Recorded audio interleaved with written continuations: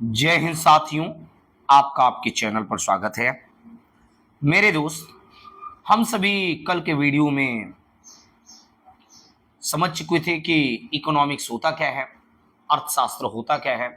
तो अर्थशास्त्र के बारे में हम लोगों ने कल समझा था कि देखिए भाई कि जीविकोपार्जन के लिए अपनाई गई व्यवस्था अर्थव्यवस्था कहलाती है और उसी के अध्ययन को यानी अर्थव्यवस्था के अध्ययन को ही अर्थशास्त्र कहते हैं। ओके, उसके बाद और भी चीजें हम लोगों ने देखा था कि अर्थशास्त्र को कंट्रोल करने वाली बहुत सारी चीज, मतलब दो तीन चीजें, एक कंज्यूमर सरकार यानी गवर्नमेंट और एक है प्रोड्यूसर। अब प्रोड्यूसर के अलावा कल हम लोगों ने समझा था कि उत्पादन के साधन क्या हैं। तो हम लोगों ने कल की क्लास में देखा था कि उत्पादन के चार साधन हैं। उत्पादन के कितने साधन हैं? चार। भूमि, श्रम, पूंजी और संगठन। Land, labour, capital and organisation. Okay, अब आइए आगे बढ़ते हैं। एक बात और ध्यान दीजिएगा, ये जो इकोनॉमिक्स है, अर्थशास्त्र, ये एंशिएंट ग्रीक वर्ड ओइकोनोमस से बना है। किस शब्द से बना है? ओइकोनोमस से बना है। ये जो इकोनॉमी है वह ग्रीक वर्ड ओइकोनोमस से बना है और इस ग्रीक वर्ड में ओइको का अर्थ होता है हाउस होल्ड यानी पारिवारिक और नोमस का अर्थ होता है मैनेजमेंट यानी प्रबंधन। मैनेजमेंट यानी प्रबंधन। अब एक बात ध्यान दीजिएगा आप लोग कि इस तरीके से इकोनॉमिक्स का परिभाषा क्या बन जाता है या इकोनॉमिक्स का डिफिनेशन क्या बन जाता है। Economics is a science of house hold management. अर्थशास्त्र जो है पारिवारिक प्रबंधन के विज्ञान का शास्त्र है, या सिंपल भाषा में कहा दिया जाए तो पारिवारिक प्रबंधन का विज्ञान जो है अर्थशास्त्र है। पारिवारिक प्रबंधन का विज्ञान जो है वो क्या है? अर्थशास्त्र है। और ये परिभाषा किसने दे रखा है? अरस्तु। किसने दे रखा है भाई? अरस्तु। तो अभी तक हम लोगों ने समझा कि ये जो इकोनॉमिक्स है वह किस शब्द से बना हुआ है? ओइकोनोमस। और यदि बात किया जाए, ये जो ओइकोनोमस है वह ओइको प्लस नोमस शब्द से बना हुआ। ओइको का अर्थ हाउस होल्ड और नोमस का अर्थ मैनेजमेंट होता है। इतनी बातें याद रखिएगा। तो यानी अरस्तु के अनुसार हम लोगों ने क्या देखा कि परिवार का प्रबंधन कैसे किया जाए, पारिवारिक प्रबंधन कैसे किया जाए, अर्थात परिवार को कैसे चलाया जाए, उसको कैसे मैनेज किया जाए, इसी के विज्ञान को क्या कहते हैं? अर्थशास्त्र। और ये परिवार का दायरा बड़ा हो सकता है, वो परिवार छोटा भी हो सकता है, बड़ा भी। परिवार जो हम लोग समझ रहे हैं वो भी परिवार, एक देश को भी परिवार के रूप में यूज किया जा सकता है, एक राज्य को भी परिवार के रूप में यूज किया जा सकता है। तो आप इन सब चीजों को ध्यान में रखिएगा। आइए आगे बढ़ते हैं। अब अगला मुख्य पॉइंट है गतिविधियां। इकोनॉमिक्स में गतिविधियां बहुत ही इंपॉर्टेंट है। एक बात ध्यान दीजिए कि गतिविधि जो है, एक्टिविटीज जो है वो यदि बात करें तो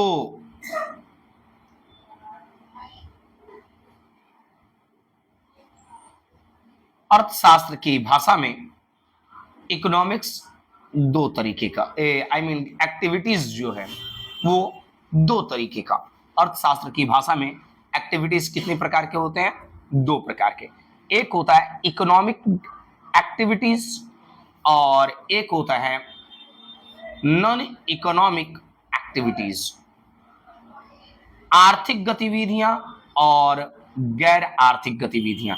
ये आर्थिक गतिविधि क्या होता है? तो देखिए भाई, वो सारी गतिविधियां, वो सारे कार्य जिनसे लाभ हो, मनी कलेक्शन किया जा सके, मनी कलेक्ट किया जा सके, उस गतिविधि को आर्थिक गतिविधि कहते हैं। यानी कि यदि कोई व्यक्ति यदि कोई काम कर रहा है लेकिन उसका मुख्य उद्देश्य कि इससे वो क्या करे, पैसा कमाए, तो वो गतिविधि जो है आर्थिक गतिविधि कहलाएगा। यानी कि एक डॉक्टर का, यदि डॉक्टर इलाज कर रहा है और उसके बदले फी ले रहा है, तो उसकी गतिविधि जो है, वो जो एक्टिविटी है, वो कौन सी एक्टिविटी कर रहा है, इकोनॉमिक एक्टिविटीज है, यानी आर्थिक गतिविधि। यानी कि लाभ के लिए की जाने वाली गतिविधि जो है आर्थिक गतिविधि के अंतर्गत आता है।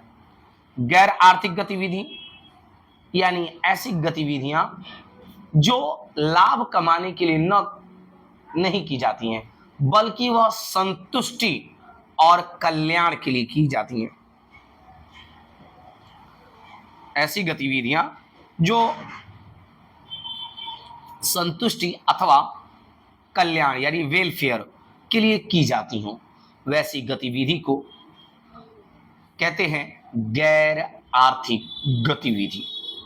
जैसे कोई व्यक्ति बैठा हुआ गाना गा रहा है, तो गाना गाकर वो सेटिस्फैक्शन मिल रहा है, उसको संतुष्टि मिल रहा है, तो गाना गाने का काम यदि जो कर रहा है और वो केवल मन बहलाने के लिए गा रहा है, तब तो क्या है, उसके द्वारा की गई गतिविधि जो है सेटिस्फैक्शन के लिए है, इसलिए वह क्या होगा, गैर आर्थिक गतिविधि, उसके लिए उसको पैसा नहीं मिलेगा। लेकिन यदि वही गाना यदि वो पैसा कमाने के लिए गा रहा है, तब वो गतिविधि किस में आएगा, आर्थिक गतिविधि। यानी पैसे कमाने के लिए की गई गतिविधि आर्थिक गतिविधि, और जो केवल संतुष्टि के लिए या कल्याण के लिए की जाने वाली जो गतिविधि है उसे बोलेंगे गैर आर्थिक गतिविधि। आइए अगले पॉइंट की ओर बढ़ते हैं मेरे दोस्त। अगला पॉइंट है अर्थशास्त्र की शाखाएं, branches of economics. Branches of economics, एक बात ध्यान दीजिएगा, सामान्य भाषा में यदि आप समझें तो इकोनॉमिक्स दो प्रकार का, एक कहलाएगा माइक्रो इकोनॉमिक्स, व्यष्टि अर्थशास्त्र, व्यष्टि अर्थशास्त्र, और एक है मैक्रो इकोनॉमिक्स, मैक्रो इकोनॉमिक्स यानी कि समष्टि अर्थशास्त्र। There are two types of economics. First one is microeconomics and second one is macroeconomics.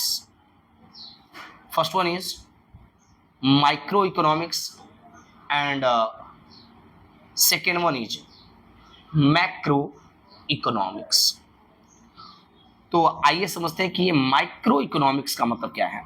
तो देखिए, मैक्रो का मतलब होता है छोटा, माइक्रो का मतलब जो होता है माइक्रो यानी व्यष्टि का अर्थ होता है छोटा। जब हम अर्थशास्त्र की बात स्मॉल लेवल पर या इंडिविजुअल व्यक्तिगत स्तर पर बात करें, तो वैसे इकोनॉमिक्स को कहा जाता है व्यष्टि अर्थशास्त्र। जब आप किसी एक परिवार के अर्थशास्त्र को अर्थ व्यवस्था को पढ़ने का प्रयास कर रहे हैं, समझने का प्रयास कर रहे हैं, मैंने क्या बोला कि जब आप किसी एक परिवार या एक व्यक्ति के अर्थव्यवस्था को समझने का प्रयास कर रहे हो, तो किसके अंतर्गत आएगा, माइक्रो इकोनॉमिक्स। जब तो एक परिवार क्या है, छोटा लेवल है, छोटा स्तर है, तो तब वो क्या होगा, माइक्रो इकोनॉमिक्स के अंतर्गत वो पढ़ा जाएगा। लेकिन जब कभी भी बात किया जाएगा बड़े स्तर पर, जब एक देश के इकोनॉमी की बात की जाए, जब किसी एक देश के इकोनॉमी की बात की जाए, तब वह बड़े स्तर की बात हो रहा है, तब उस कंडीशन में कहलाएगा मैक्रो इकोनॉमिक्स। तब वो क्या कहलाएगा, मैक्रो इकोनॉमिक्स। तो ध्यान दीजिएगा, there are two types of economics, micro economics और मैक्रो इकोनॉमिक्स। जब आप किसी एक व्यक्ति के आय की बात कर रहे हैं, किसी रोहन, सोहन, मोहन इसकी आय की बात कर रहे हैं और वो कैसे कमा रहा है, क्या कर रहा है, या किसी एक परिवार की बात कर रहे हैं, किसी एक गांव की बात कर रहे हैं, तब वो जो है छोटे स्तर पर बात कर रहे हैं और वहां पर वो किस अर्थशास्त्र के अंतर्गत आएगा, माइक्रो इकोनॉमिक्स के अंतर्गत। जब आप किसी देश के इकोनॉमिक्स की बात करें तब वो इकोनॉमिक्स समष्टि और शास्त्र यानी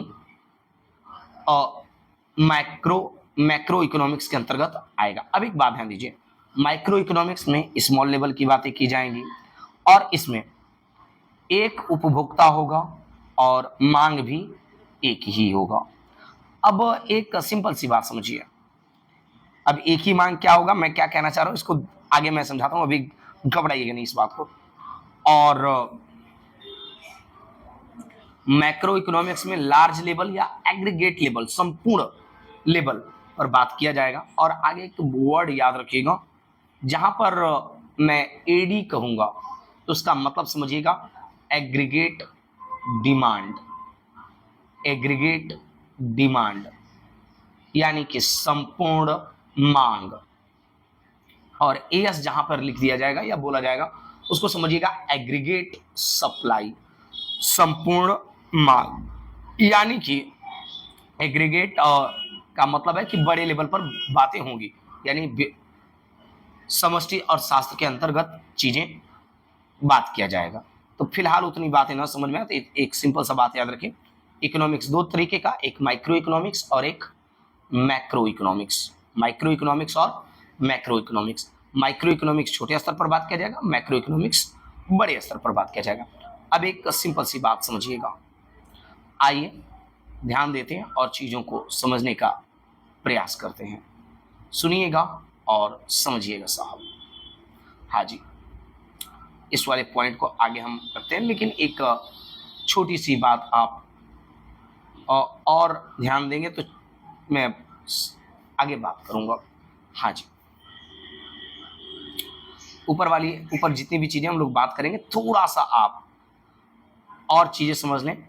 अर्थशास्त्र की परिभाषाएं, अलग अलग अर्थशास्त्री यानी इकोनॉमिस्ट अलग अलग तरीके से क्या बोला जाए अर्थशास्त्र को परिभाषित किए हुए हैं। हाँ, आपके काम लायक बातें क्या हैं वहां पर भी मैं बात करूंगा। देखिए, और एक बहुत बड़े अर्थशास्त्री हैं जिनका नाम है एडम स्मिथ। एडम स्मिथ, इन्होंने क्या बोला जाए अर्थशास्त्र को बहुत ही इजी भाषा में परिभाषित करने का प्रयास किया है। इन्होंने कहा कि economics is a science, economics is a science of wealth, economics is a science of wealth. यानी कि अर्थशास्त्र जो है धन का विज्ञान है, अर्थशास्त्र धन का विज्ञान है। ये किसने कहा? ये कहा एडम स्मिथ ने। लेकिन इससे पहले अरस्तु ने क्या कहा? Economics is a science of house hold management. इन्होंने क्या कहा? Economics is a science of wealth. अब एक बात ध्यान दीजिए, ये एडम स्मिथ, काम वाली बात है, बिल्कुल इंपॉर्टेंट बात है भाई। एडम स्मिथ जो है, एडम स्मिथ को फादर ऑफ मॉडर्न इकोनॉमिक्स कहा जाता है। यानी कि आधुनिक अर्थशास्त्र का जनक एडम स्मिथ को कहा जाता है। याद रखिएगा, आधुनिक अर्थशास्त्र का जनक किसे कहा जाता है? तो आधुनिक अर्थशास्त्र का जनक एडम स्मिथ को कहा जाता है। आधुनिक अर्थशास्त्र का जनक एडम स्मिथ को कहा जाता है। एडम स्मिथ ने एक पुस्तक भी लिख रखा है, वो अभी इंपॉर्टेंट है, याद रखिएगा। 1776 में उन्होंने एक बुक लिखा, an inquiry into the nature and causes of wealth of nations, wealth of nations. इन्होंने एक पुस्तक लिखा। सामान्य भाषा में इस पुस्तक को एग्जाम में केवल इस नाम से भी पूछ देता है, wealth of nation. Wealth of nation किसकी पुस्तक है? तो वेल्थ ऑफ नेशन जो है वह है किसकी पुस्तक भाई? तो वेल्थ ऑफ नेशन जो है एडम स्मिथ की पुस्तक है।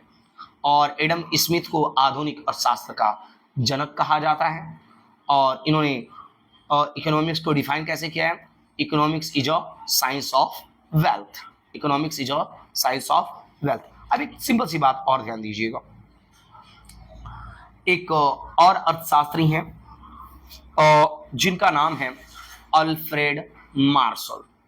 अल्फ्रेड मार्शल वो इकोनॉमिक्स को किस नज़रिए से देखते हैं, इस बात को ध्यान दीजिएगा। वो इकोनॉमिक्स को कहते हैं principle of economics. Principles of economics मतलब के बारे में बताते हैं। और उनका प्रिंसिपल ऑफ इकोनॉमिक्स क्या है, पहले ध्यान सुनिएगा मैं क्या कह रहा हूँ। तो पहले ये जो अल्फ्रेड मार्शल जो है, ये फादर ऑफ माइक्रो इकोनॉमिक्स भी कहा जाता है, यानी कि व्यष्टि अर्थशास्त्र का जनक। व्यष्टि अर्थशास्त्र का जनक अल्फ्रेड मार्शल। और ये जो है इकोनॉमिक्स को सिंपल परिभाषित करते हैं, economics is a science of means to an end, यानी संसाधन से लेकर, यानी मीन्स से लेकर उसके एंड तक, लक्ष्य तक के विज्ञान को ही क्या कहा जाता है? अर्थशास्त्र कहा जाता है।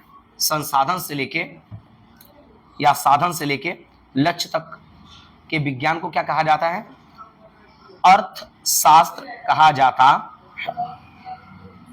यानी ये जो है अल्फ्रेड मार्शल, जो माइक्रो इकोनॉमिक्स के जनक है, वो ये कहना चाह रहे हैं कि इकोनॉमिक्स के अंतर्गत बस यही पढ़ा जाता है कि हमारे पास जो भी साधन है उसके सहारे लक्ष्य तक कैसे पहुंचा जाए, इसके अध्ययन को ही क्या कहते हैं? अर्थशास्त्र कहते हैं। यदि ये बातें अभी माइंड में सेट ना हो तो उतनी जरूरी नहीं है बातें, लेकिन अगली बात ये जरूर रखना याद, आप अल्फ्रेड मार्शल को फादर ऑफ माइक्रो इकोनॉमिक्स कहा जाता है।